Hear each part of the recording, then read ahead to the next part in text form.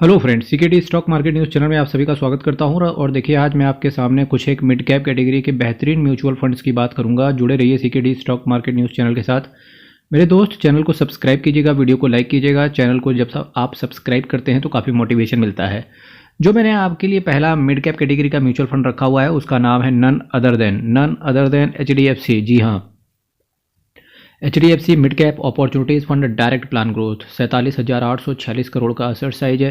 0.80% का expense ratio है, जो कि 1% से कम है। बहुत बेहतरीन है। Nifty mid cap 150 total return index को ये बेंचमार्क की तरह फॉलो करते हैं।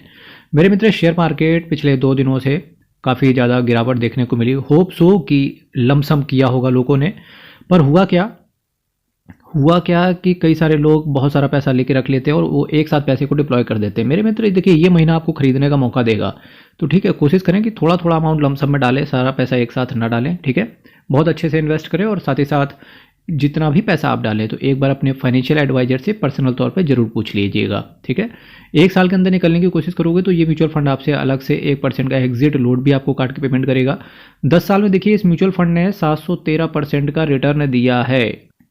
इसी मिड कैप कैटेगरी की सीरीज में जो मैंने नेक्स्ट म्यूचुअल फंड रखा हुआ है, देखिए, quant mid cap fund direct plan growth. इस म्यूचुअल फंड ने भी बेहतरीन और बम्पर रिटर्न बना के दिया है। साथ ही साथ जो फंड को मैनेज करने का तरीका है वो भी बेहतरीन है। क्वांट AMC का 3,267 करोड़ का असेट साइज है, यानी कि इन्वेस्टर्स का भरोसा धीरे धीरे आगे बढ़ रहा है। 0.76% का एक एक्सपेंस रेशियो ये चार्ज करके चलते हैं। Nifty mid cap 150 total return index को ये बेंचमार्क की तरह ये भी फॉलो करते हैं। ठीक है, जो नेक्स्ट मिड कैप कैटेगरी का म्यूचुअल फंड रखा हुआ है इसका नाम है Motilal Oswal mid cap fund direct plan growth. देखिए, आज की वीडियो मेरा बनाने का पर्पस ये मेरे भाई कि आपको मिड कैप कैटेगरी के म्यूचुअल फंड्स के बारे में पता होना चाहिए। ठीक है, Motilal Oswal mid cap fund direct plan growth के बारे में बात करेंगे तो 6,059 करोड़ का असेट साइज है। 0.65% का एक छोटा सा एक्सपेंस रेशियो ये चार्ज करके चल रहे हैं। Nifty mid cap 150 total return index को ये भी बेंचमार्क की तरह फॉलो करते हैं। 15 दिन के अंदर निकलने की कोशिश करोगे तो 1% का एग्जिट लोड आएगा। देखिए, किसी ने एग्जिट लोड के लिए 1 साल का लॉक इन पीरियड लगा रखा है, किसी ने 15 दिन का। तो आपके ऊपर डिपेंड करता है कि किस म्यूचुअल फंड को आप कितना टाइम देने वाले हो। ठीक है, रिस्क म्यूचुअल फंड के अंदर आपका वेरिया रहता है, तो ये चीज़ आपको पता होनी चाहिए। अब जो मैंने आपके सामने नेक्स्ट मिड कैप कैटेगरी का म्यूचुअल फंड रखा हुआ है, देखिए, SBI magnum mid cap direct plan growth की बात करें तो 13,202 करोड़ का असेट है। देखिए, SBI की अगर बात करें, जो SBI का चाहे टैक्स सेवर फंड हो, चाहे SBI का टेक्नोलॉजी फंड हो, चाहे SBI का स्मॉल कैप फंड हो, चाहे SBI का मैग्नम मिड कैप हो, बहुत बेहतरीन फंड है भाई साहब। रिटर्न भी इन्होंने पास्ट में अच्छा डिलीवर करके दिया, यानी कि इन्वेस्टर्स के भरोसे को इंटैक्ट करके रखा हुआ है। 0.84% का, जी हाँ, 0.84% का एक्सपेंस रेशियो है, जो कि स्लाइटली थोड़ा सा ज़्यादा है, जो मैंने पास्ट में भी म्यूचुअल फंड से कंपेयर करके दिखाए।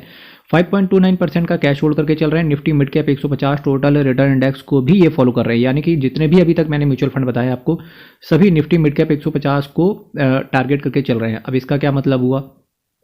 कई बार इन्वेस्टर्स 1 या 2 से ज़्यादा म्यूचुअल फंड अपने पास रख लेता है।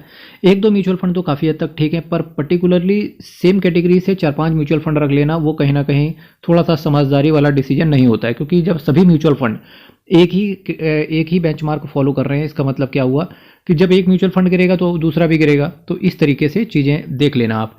1 साल के अंदर निकलने की कोशिश करोगे तो 1% का एग्जिट लोड आएगा। भाई साहब, एक म्यूचुअल फंड ये भी बहुत बेहतरीन है, DSP का mid cap direct plan growth. 14,463 crore का असेट साइज है। 0.74% का एक छोटा सा एक्सपेंस रेशियो ये चार्ज करके चलते हैं। 4.45% का कैश होल्ड करके चल रहे हैं। Nifty mid cap 150 total return index को इन्होंने बेंचमार्क की तरह फॉलो किया है। 12 महीने के अंदर निकलने की कोशिश करोगे तो अलग से 1% का एग्जिट लोड आपके ऊपर आ जाएगा। फ्रेंड्स, देखिए, SG का एक कमेंट आया है, ET मनी का जीनियस ऐप मुझे कह रहा है कि मैं इसमें और पैसा इन्वेस्ट ना करूं, अपनी SIP को रोक दूं। ठीक है, प्लीज़ एडवाइस, SIP कंटिन्यू रखूं या रोक दूं।